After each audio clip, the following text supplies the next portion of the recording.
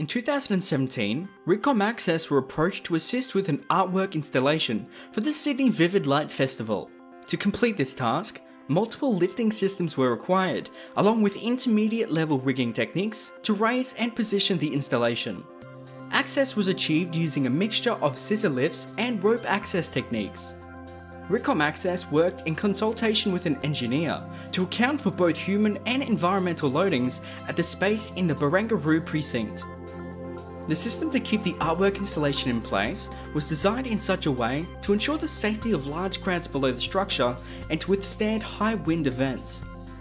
Additionally, the needs and concerns of the local residents of Barangaroo were addressed, including managing noise within limitations, plane movements, and equipment loading and unloading during specific time slots. Before commencing works, a comprehensive safe work method statement, rigging plans, and other relevant documents were provided to the client, including evidence of our comprehensive range of workers' compensation and insurance policies.